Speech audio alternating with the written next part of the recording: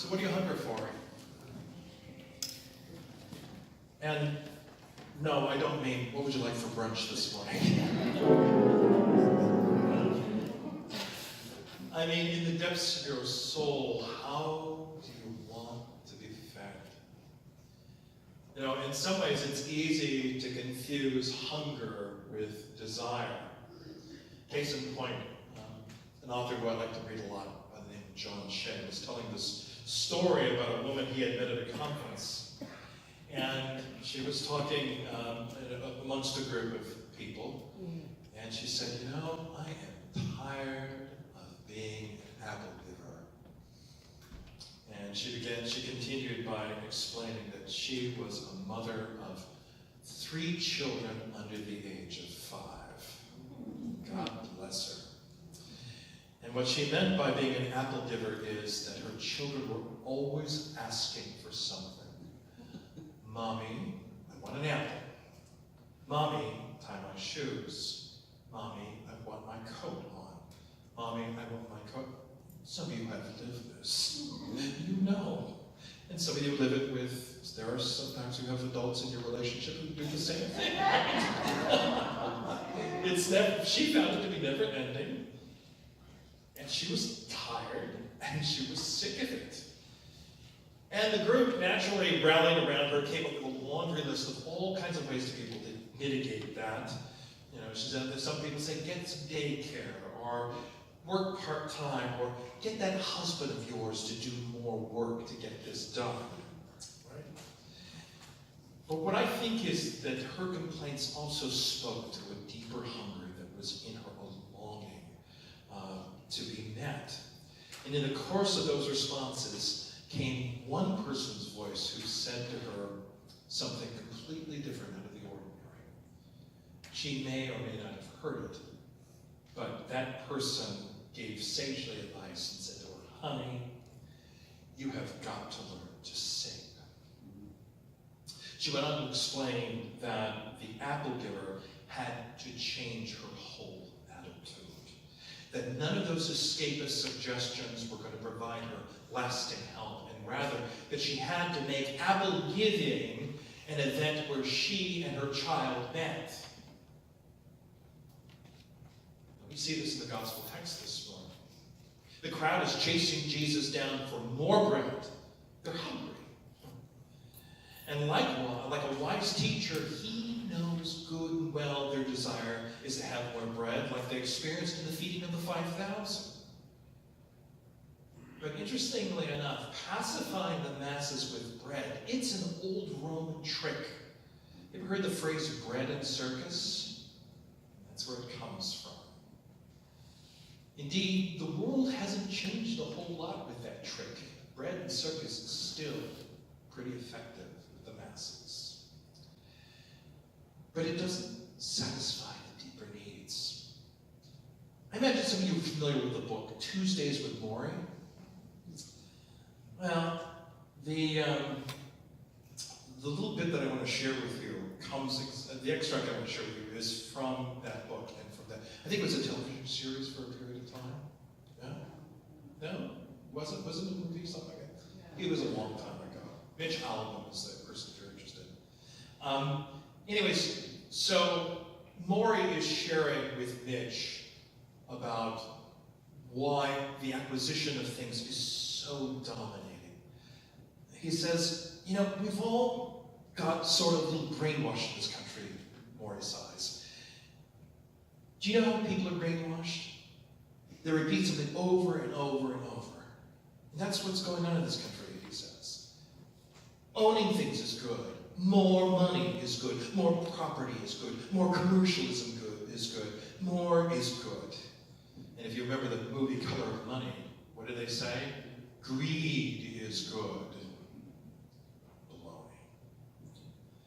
And Morrie goes on by saying, we repeat it and repeat it. It's repeated to us over and over again till nobody bothers to even think otherwise. And the average person is so fogged up by all of this, they have no perspective on what's really important anymore. He said you can't substitute material things for love, or for gentleness, or for tenderness, or for a sense of companionship. Money is not a substitute for tenderness, and power isn't a substitute for tenderness. And I can tell you, as I sit here dying, when you need it most, neither money nor power will give you the feeling you're looking for, no matter how much you have of them. Doesn't that sound right?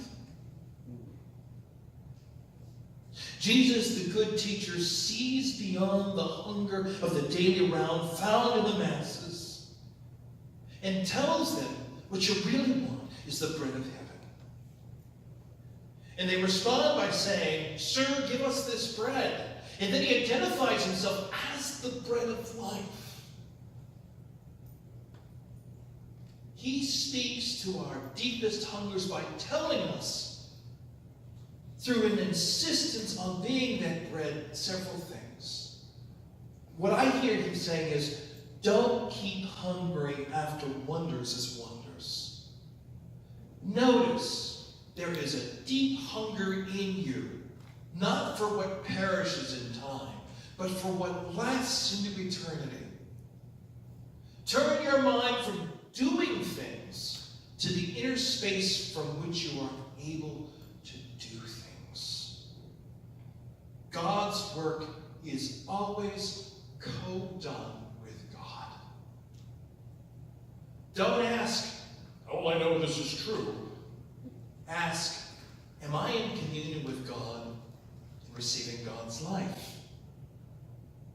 The last point is this. Manna every morning will not solve the whole problem. Connect with me, God, and be forever satisfied on a spiritual level. I don't know about you, that sounds like mighty good bread to me. And to underscore the point, my goal was to go out and find the best bread in the Bay Area, have it baking in those ovens, and give it to you. The problem is this, that the best bread that I know of in the Bay Area is baked in a small little bakery in San Juan Bautista. It's sourdough bread. And if you have had any dental work whatsoever, or if your jaw gets tired of chewing, trust me, this bread would do it to you. And I would have had to pick it up on Saturday, and it would have been that much harder today. So I thought, that's not a good idea. Scratch that idea. But it's marvelous bread. And so is the bread that Christ offers. Indeed, an Episcopal priest by the name of Laura Weiner writes, in calling himself the bread of life, and not, say, creme caramel or caviar, Jesus is identified with a basic food, with substance, with food that for centuries afterward would figure in the protest efforts of marginalized people. No one holds caviar riots, right? People riot for bread. So to speak of God as bread is to speak of God's most elemental provision for us. Which brings me back to my initial question. Friends, what are you really hungry for? If I'm candid with myself, I know that the hunger stays through both the blessings and through suffering.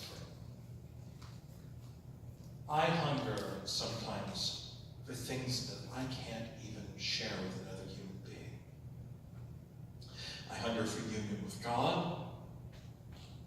I hunger for this amalgamation of justice and love to sweep over this world that drives me crazy.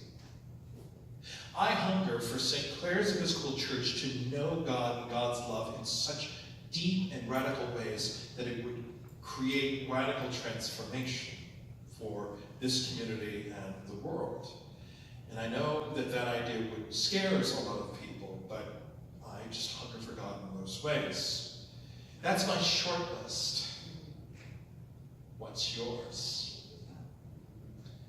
Better still, what would it mean for your life to have Jesus satisfy your hungers? Even better still, what would it mean for us to know that God's love was enough? An author who I follow quite a bit, her name is Debbie Thomas, said, once we've named and probed our hungers, once we've moved an inch closer to trusting God with the scariest desires of our hearts, where do we head next? She says, into contemplation, I think, into silence, into openness, into deep vulnerability, into a willingness to truly eat Jesus, to take him into ourselves day after day, through whatever spiritual practices work best for us. Maybe it's prayer, or meditation, or Lectio Divina, which is studying the Bible intentionally, deeply, longingly. But know this, Jesus wants to be food. He is food. Are we hungry for him?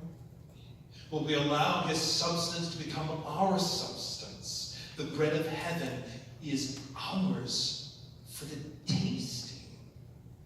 I would go as far as saying, for the ingesting.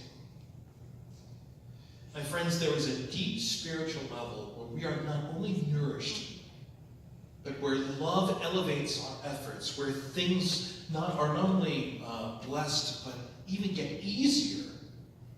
That the task that we're doing that we hate right now becomes actually joy. If any of you doesn't need this, please raise your hand. That's what I thought.